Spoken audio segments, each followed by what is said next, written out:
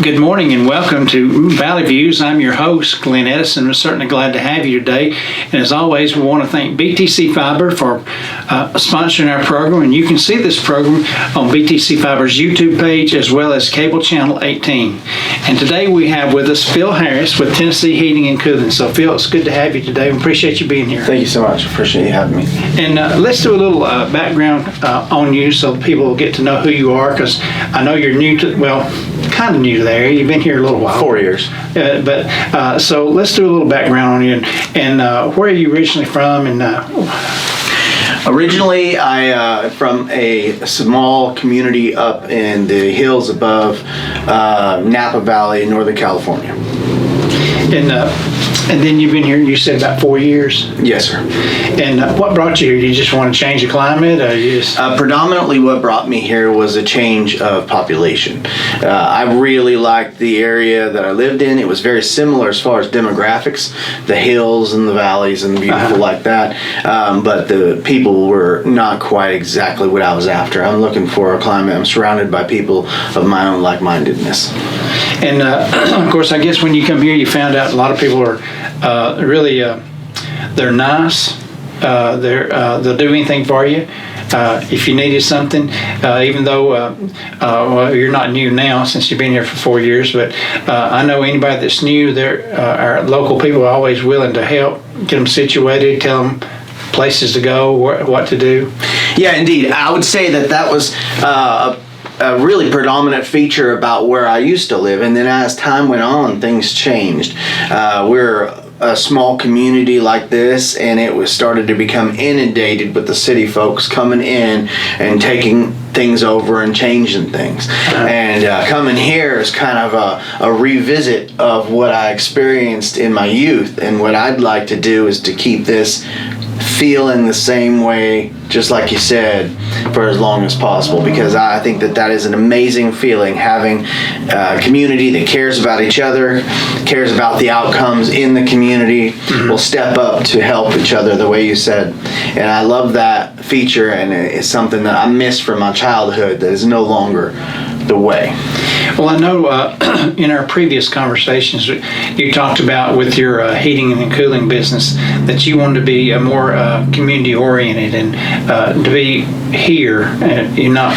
I do, absolutely. My previous company, which I did sell, was a multi-million-dollar corporation with many employees, and I didn't any longer, being the president of that corporation, have so much on the ground where I dealt directly with the community. I did for giveaway programs or outreach programs, all those kind of things, because I headed up all of that. But as far as actually being on the ground, I only stepped in to help the technicians on occasion. Now I get to work directly with my customers, and I want to work predominantly or exclusively in the Sequatchie Valley, and particularly as much as possible in Dunlap itself. I'm reaching an age now where I'd much rather spend my time at home, go out, take care of the calls, and go back home. And then if somebody has an issue, they know they have me real close. I just live right here in Dunlap, and if somebody call me up and say, hey, I'm having a problem with my system, I can get right out and take care of you. And that's where I try to shine compared to maybe some of the other competition, is to have some quick availability for the locals of Dunlap and the surrounding area of Dunlap. I will not be traveling over to Chattanooga or into Nashville or Murfreesboro or anything like that, because I don't want to have to go that far away and risk not being able to take care of my local people. Right, because anything can happen at any given time. Right. I mean, yeah, that's exactly right. What I'm seeing here in this particular area mostly is heat pumps and furnaces with air conditioning. And obviously I work on all of those things, but I also have a massive background in ductless mini splits, and that's kind of the wave of the future. It's where things are going. And I've been installing those for over 20 years, and so I have a real good feel for that as well. Well, that's good. Well, you mentioned that. What are some of the things you do? Well, I have a background in things that I'm not seeing a lot of here, but just so people know, I do have this ability, whereas a lot of other people would not, is oil. If you have anything that's oil fired, I do have a really significant background in oil fired, and that's kind of a dying trade. It's one of those things where those dinosaurs are dying off, the guys that knew oil. And I was fortunate enough to train under guys that worked in oil and also geothermal. So if you had a scenario where you have a water source, let's say it'd be a pond, or you say it'd be wells in the ground where you're extracting heat of the earth or using the temperature of the earth for cooling capacity, you get massive efficiency from that. That is also something I work on. Now, all the other things, obviously I have a significant background in all the other things too, where there would be the furnaces, heat pumps, air conditioning systems, or anything conventional that you can imagine. I work on anything like that. And then we mentioned the mini splits, commercial, light industrial, and residential. Predominantly residential is what I find to be my forte, but I absolutely would work on light commercial, light industrial as well. Right, and I guess the industrial takes a little bit more because it's more, the units are bigger and more to it. Yeah, it can for sure. A lot of times in the commercial and industrial scenarios, we're effectively doing repair if we get called out for something shut down. But in addition to that, it would be a lot of times cleaning, because those systems, they interface a lot more with the open environment where people coming in and out of a store. So all the debris that gets brought in gets sucked up into the systems, and then they are not properly cleaned or properly repaired in a lot of cases. So I'll find the coils for the air conditioning evaporative coil is just caked with stuff, debris, and it just can't breathe right when it's doing like that. So as the airflow in the system gets cut, then it starts really waning hard on the compressor, and then eventually you'll have a significant failure. So we want to catch that before we have any significant failures and get that cleaned up, chemically cleaned up, and get it back working like it should from the beginning. Right, because it's as I always suggest, it's better to get things checked on a regular basis, because it could be that you might just need a part fixed, as opposed to a whole system. Because if you wait and don't get it checked on, then things build up, and then bam, your whole unit goes out, and then you cost thousands of dollars. You're absolutely correct. In fact, the way I look at it is, when you go buy a car, you spend the money to buy a car, and you know right the day you buy it, within a certain amount of miles, you're going to be changing the oil, you're going to be changing the air filters, the fuel filters, all these kind of things. You know that this is something you're going to have to do. The typical mindset on an air conditioning system is, I'm going to put this thing in, and they might change filters, but really you don't think about all those other aspects, because it's just not as well known that all these things need to be dealt with. But as far as like cleaning the coils, that kind of thing, sometimes there are other aspects depending on the type of system. It might need other requirements, you know. So if those things aren't addressed, then yes, you will have a shorter lifespan, there's no doubt, than you would if you'd properly maintain the system. But the other thing is, as we see energy costs increase, which they have been increasing across the board everywhere, if you see your cost of gas increasing, cost of electricity increasing, then you start really being more mindful of the fact that if that system's not running at peak efficiency, it's going to cost you more per month. There's no doubt about it. Right. One year of not cleaning your air conditioning coils can drop efficiency 20%. Wow. So now you're already dropped 20%, and it's going to just keep devolving from there. So we really want to make sure to address those issues before they become a part failure, because that will happen too, you know. And then obviously you're going to start seeing, but very incrementally, your electricity increase, the cost increase. And what we want to do is keep that flat so that you get the best bang for your buck out of the system that you're operating. Well, I know years ago, and on the system I have now, the fellow that put it in, it was not putting out like it should. And when he came over and he looked at it, and he goes, well, it's dirty. You need to. So he said, "Where's your hose?" And of course, he washed everything down, cleaned it off, and cleaned everything out. And and that made a difference, you know, because it was a dry summer. And of course, when I mowed everything, all the dust and everything, And so, and I wasn't aware of that. I wasn't thinking about that. Yeah. And so that's what had happened, because it was running, it was working, but it just wasn't working. Yeah, exactly correct. And that would be the same situation as the automobile. So if all of a sudden you're saying, well, it used to be I can get up this hill just fine, and now I feel like I'm really having to slug up the hill, you might have a plugged fuel filter, or you might have an air filter issue. And the same thing applies with the air conditioning systems. We just don't think of it like that because it's just a standalone item as a workhorse. You just anticipate it to keep up all the time.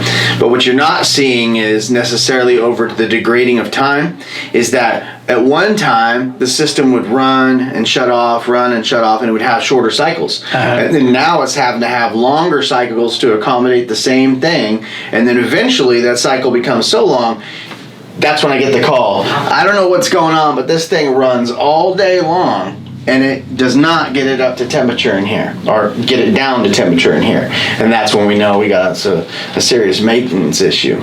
Right, and like I say, if you don't keep them checked on a timely basis, they will break down. Yeah. And then that's when they have to call you, and then it could be that you're working maybe 2 or 3 other units. Say, well, I'll get there. I know you don't want to put people off, right? But if you're working on something, you can't say, well, I got to stop this and I'll go over that run. You can't do that. Yeah, exactly. What you're saying is to be proactive instead of reactive, and I totally agree with you, because being proactive prevents you from, because it always will happen this way. The day that it gets to be 7 degrees outside, that's when your system's going to stop producing heat. And in the day when it's 110 degrees and 100% humidity, that's when your air conditioning is going to go down. But in most cases, we could determine that was going to happen in advance. We just had to be there to get the system checked and serviced. And that's why I'm a big proponent of having it checked. It may be running fine, but you want to check it, because there might be when you open it up, you might could see a part that's on the brink of about to fall apart. Absolutely, absolutely. And then that way, it's a lot easier to maybe spend $100 as opposed to $10,000. Very much the case. We definitely want to keep it as least costly as possible to make sure you're getting the most runtime and the most bang for your buck out of it. And a couple of things to note to the viewers is your air conditioning system, whether it's a packaged big box system outside with everything's included, or it's just the air conditioner outside, we want to make sure that the vegetation is cut back a minimum 1 foot away from that thing at all times. And we also want to make sure we're not getting bugs crawling up inside of it, because what's in there is an electrical contactor that pulls in and turns things on and off. And if little ants get into that contactor, then it won't make contact. You'll have no air conditioning, and then you'll be calling out for that. So we want to make sure bugs aren't getting to it. We want to make sure the vegetation is cut back. And if you can visually see the outside equipment has a lot of debris on it, like you talking from mowing, that kind of thing, you want to go ahead and rinse that off at a downward angle so that the water flushes off the debris down to the ground. And if you have concern about the electrical, you can pull the disconnect or turn off the breaker while you're doing that. Just turn it back on when you're done, and then you'll keep it at least visually clean. What I do is a chemical cleaning, where I actually use a caustic material that actually eats away any of the buildup on the coil, the aluminum itself, and strips the aluminum back down to raw aluminum, so you get really good heat exchange. So that's the addition of using chemicals. By chemically cleaning, we actually strip that coil back down to its raw aluminum form again, get rid of the oxidation and build up debris, stuff like that. And there's always plenty of that. There is, yeah. It's just a never-ending thing. As soon as you clean aluminum, it's going to go right back to oxidizing. Yeah, I mean, that's just because most of the units, a lot of the units are outside. Of course, you have some inside units that you have, but I mean, we do. But a lot of them are outside, so the weather get to them.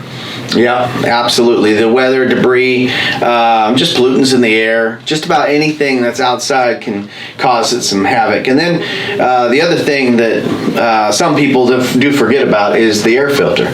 We got an air filter in there, and you should know where the air filter is in your system. There should be one in every system. So if there isn't one in your system, it should be added to it. But if there's not, if you haven't went looking for the air filter, we want to find that air filter, because that will front load, meaning all the debris, and everything gets on the front of the filter. And if it's just a standard 1-inch filter, it's going to front load, and then it's going to become really efficient to the efficiency of it can't get any air through it, and then now you're going to have your system struggling. So we don't want to kill your system by filtering the air. So a 1-inch air filter should be replaced every 1 to 3 months, and we want to make sure that that is based off of your usage. So if you have a home where you don't have a lot of in and out activity, you may be able to get away with every 3 months replacing that filter.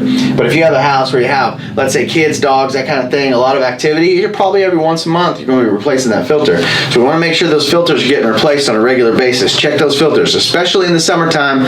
That's when you're going to go and look at that thing, and it's just sucked in, pulling hard because it's trying to get everything it can through that filter. So we want to get those replaced. And those filters, they vary too, because you can get a basic filter, and then you can get some that are more, what am I saying? The MERV rating. Yeah. The higher efficiency, the higher the MERV rating. And my suggestion to anybody would be to go with a premium pleated filter. So they make these things that are called electrostatic filters. Do you remember this back in the 80s, 90s? They used to come late night television. They have an electrostatic filter. It'll catch anything. Oh, they are incredibly efficient. What they do is they charge particles that are coming through. The friction of the air pulling through charges particles and creates a magnetic scenario, static magnetic, and it grabs onto all the particles. But they front load very quickly, and we always called them compressor killers, because what they'll do is they'll kill your compressor. They're so efficient, they front load almost immediately, and then everything will be stuck there and it won't get no airflow. What we want to do is have a premium pleated filter. The pleats, because they're like this, like a Z, they give more surface area. So as the air is pulling through, they're efficient, but it gives more surface area for the dirt to build up, so it won't front load like a standard flat filter would. Them ones that you can see through, if you take your air filter and you can look through it, that's not a good air filter. You don't want to be using that air filter. No. Because the air go right through there. What you're catching in those is what we call rocks and boulders in the micro realm, right? Yeah. You're catching the rocks and boulders, but everything else is getting through. The irritants that make you have a little cough, stuff you up, that kind of thing, those stuff's going right through there. And then the advancement to that would be high efficiency air filtration or indoor air quality products. Now we have things like a electronic air filtration system that actually charges the particles, but it is designed to capture the particles in a rail grid, and it doesn't get front loaded. So it's large. It's about 6-8 inches thick, and it charges and it catches those particles that way. So those are very efficient. We also have UV light. Where if we install a ultraviolet light, that ultraviolet shining on the coil will actually activate and kill any of the kind of bacteria, particulates. Those are really useful if you have a scenario where you have somebody that has allergies, that kind of thing, or somebody that's real susceptible to viruses, or they're in a really diminished state of having natural immunity. Immunity suppressants, anybody taking immunity suppressants, that kind of thing, is definitely somebody you'd want to make sure to clean the air really well, and those UV lights allow for that. So during the whole COVID thing, that was one thing that I ran in every system in my home is UV lights, the advanced filtration, that kind of thing, because it can catch it right there, kill that's great. Yeah. That's great. Well, this has been real informative for me, especially. I mean, I knew a little, but not just a very basic. Sure, yeah. And so that's been very informative. And how do people get in touch with you, by the way? Well, if you want to reach out to me, when you call me, you will get me, and that's a unique difference too. And the company is TN Heating and Cooling, based right here in Dunlap, 423-834-3246. Or you can look me up online at tnheatcool.com. Or you can submit an email, which is tnheatingcooling@gmail.com. But the best way is the phone number, and that's 423-834-3246. And I look forward to hearing from you all. I appreciate you taking the time to watch the video. And I'm more than happy to answer questions over the phone, too. If I have a client that calls me up and says, hey, I'm just trying to figure this out, I'll walk you through it. There's no cost to that.